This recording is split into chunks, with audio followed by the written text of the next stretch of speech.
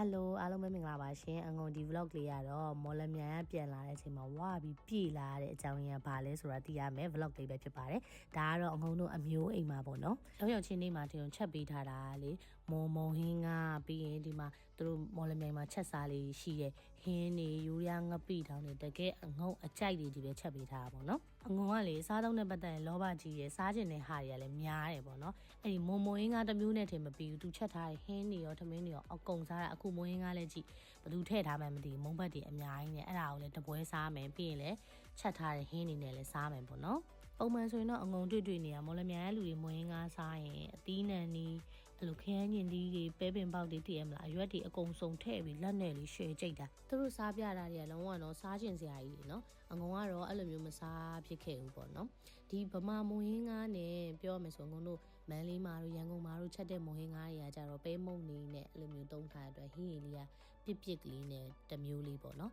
ဒီမုံဟင်းကကြတော့သူတို့ငါးရဲ့အသားကိုဒါများများတုံးထားပြီးတော့အဲ့လိုမျိုးကောင်းလေးတွေပါလေးနဲ့အရည်လေးကသူ့ရဲ့ style ကကြတော့ကျဲကျဲလေးပေါ့နော်အဲ့လေးကလည်းတစ်မျိုးစားကောင်းပါတယ်သူကပဲမုံနေပါတွေလည်းထည့်ထားတာမဟုတ်တဲ့အတွက်အဲ့လိုပဲမုံရတာပြစ်ရတာမျိုးကြီးမရပဲနဲ့ပေါ့နော်ဒီငါးရဲ့ငါးကိုပဲအဓိကထားပြီးချက်ထားတာဆိုတော့ငါးရဲ့အချိုဓာတ်ကလေးရဲ့ပြီးငရုတ်ကောင်းများများနဲ့သူတို့ကချက်ထားတာဆိုတော့ငုံတို့ပုံမှန်ငရုတ်ဒီဆက်တာမျိုးမဟုတ်ပဲနဲ့ရှိန်တိန်တိန်လေးပေါ့နော်အဲ့လိုမျိုးလေးစားလို့ကောင်းပါတယ်ဒါအခုနောက်ထပ်ကတော့အငုံထမင်းနဲ့ချက်ထားတဲ့ဟင်းတွေနဲ့စားပါမယ်ဒီမှာဆိုအငုံမစားဘူးတဲ့ဟင်းတွေပေါ့နော်ငစင်ရိုင်းနဲ့တရက်သီးနဲ့ချက်ထားတယ်ပြီးရတစ်တူသီးကိုပဇွန်လေးနဲ့ကြော်ထားတယ်ပြီးရင်ဖားလေးပေါ့နော်သူချက်ထားတာလေးကြော်ချက်လေးအဲ့လိုပုံစံမျိုးလေးလုပ်ထားတယ်ပြီးရိုးရငပိတောင်မွန်ငပိရေပြီးရင်ပိန်ယူပြုတ်တုပ်ဆိုတာမသိဘူးပေါ့နော်အဲ့လိုမျိုးချက်ထားတိုင်းမှာအများကြီးပဲပုံမှန်ဆိုအငုံကငါးစားတဲ့သူမဟုတ်ဘူးเนาะငါးကင်ငါးပေါင်းလောက်စားတဲ့သူငါးဟင်းဆိုဘယ်တော့မှမစားဘူးအခုဒီငစင်ရိုင်းလေးနဲ့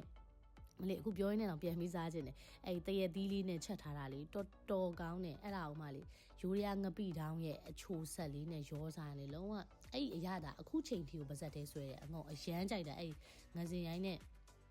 တရက်သီးနဲ့ချက်တာတော်ကောင်းတယ်သူကလေသူ့ရဲ့ငါးအသားလေးကလည်းနူးဤပြီးတော့အယိုးဆိုလဲအမှအလဲကတယိုးပဲပါတယ်တရက်သီးရဲ့အချင်လေးရဲ့နဲ့ကွာငါးလေးကလည်းစိမ့်ပြီးတော့တော်စားလို့ကောင်းတယ်ပြီးရင်တစ်တူသီးနဲ့ပဇွန်နဲ့ကြော်တာပေါ့နော်အဲ့ဒါလည်းအငုံမစားဘူးဒါအခုမှပထမဆုံးစားဘူးတာပေါ့နော်တစ်တူသီးကတော့အငုံဖတ်အန်ကအဲ့တက်လွတ်ကျွေးတဲ့ကြောင်းမှာတော့အငုံစားခဲ့ရပေါ့နော်အခုတစ်တူသီးနဲ့ပဇွန်လေးနဲ့ဆိုလဲလုံးဝရှယ်ပဲတော်ကောင်းတယ်အမအငုံအကြိုက်ဆုံးကတော့ယူရငပိတောင်ပေါ့နော်ငငယ်တုန်းကအဖေတက်ချီလေးကနေဝယ်လာတဲ့အဲ့ဒီအရာတာကိုလုံးဝရတယ်ပေါ့နော်ဒါကတော့အငုံဖားဟင်းကိုစားမလို့ပေါ့နော်ကြည့်ပြီးတော့မှဖားရဲ့အကောင်လေးတွေကိုမြင်ပြီးမစားရတော့တာအရင်ကလေဖားကြော်တွေပါအငုံစားခဲ့တယ်အခုကမစားတာကြတော့လေသူ့ရဲ့အကောင်လေးကိုကြည့်ပြီးအငုံကြောက်ပြီးမစားရတော့လို့ပြန်ချခဲ့တာပေါ့နော်ဟိုကလေတကြံတွင်းလားမသိဘူးအဲ့မော်လမြိုင်မှာဆိုကြိုက်တဲ့အိမ်မှာထမင်းဝင်စားလို့ရတယ်ဆိုတော့အချိန်ပေါ့နော်အဲ့ဒီအချိန်တစ်ခုရှိရဲတဲ့အဲ့ဒီအချိန်ညရင်လာခဲ့တဲ့အရန်ပျော်ဖို့ကောင်းတယ်တဲ့နောက်နှစ်တည်းတော့အငုံသွားနိုင်အောင်ကြိုးစားအောင်ပဲပေါ့နော်အမျိုးကြီးလည်းရှိရဲဆိုတော့မော်လမြိုင်အောင်လည်းအငုံပျော်တယ်ပေါ့နော်အခုဒါရေတောက်ပြီးလုံးဝအချိုဝဲစားပါတော့မယ်အချိုဝဲဆိုလဲဒီမှာပိန်းနေသီးတွေစိန်ဖေးကြီး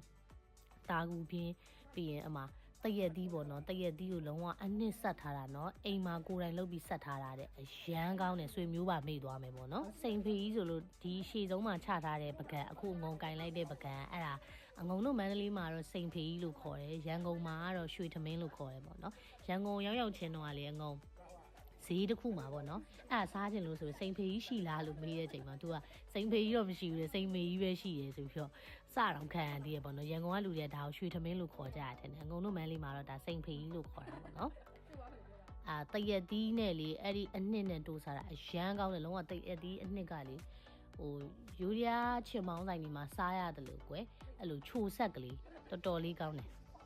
တရက်သီးလေးစားလိုက်တော့ရှေ့မှာဤထားတာတွေဗိုက်တင်းထားတာတွေကအအားလုံးကပျောက်သွားတော့ဒီအချိုဝဲတွေကလည်းအကုန်စားနိုင်ပြန်ရောအဲ့အားကြောင့်မို့အငုံဒီမော်လမြိုင်ပြန်လာတဲ့အချိန်မှာပြည့်ပြီးဖောင်းလာတာပေါ့နော်ဆိုတော့နောက်ထပ် vlog လေးလည်းရှိပါသေးတယ်ဆက်ပြီးတော့ကြည့်ပေးကြပါအောင်အားလုံးပဲတက်တာပါ